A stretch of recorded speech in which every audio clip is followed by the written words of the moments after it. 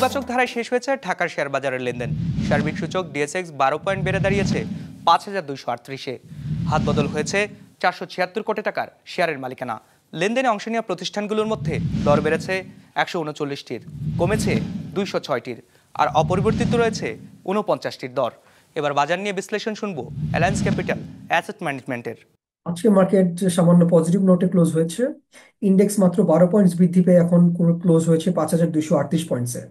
এবং মার্কেটের overall sentiment ছিল বেয়ারিশ নেচারের। টার্নওভার ছিল মাত্র 500 কোটি টাকার মতো, এবং একটি যথেষ্ট লম্বা সময় ধরে আমরা দেখতে পাচ্ছি যে মার্কেটের টার্নওভার এই এই পরিমাণেরই আশেপাশে থাকছে। পার্সেন্টেজ ওয়াইজ আজকে প্রাইস বেড়েছে 37% কোম্পানির প্রাইসের, কমেছে 51%-এর, এবং অপরিবর্তিত ছিল মাত্র 12% কোম্পানির প্রাইসের। অর্থাৎ মার্কেটে অলমোস্ট সবগুলো কোম্পানিরই ট্রেড হচ্ছে, কিন্তু ট্রেডের ভলিউম যথেষ্ট লো।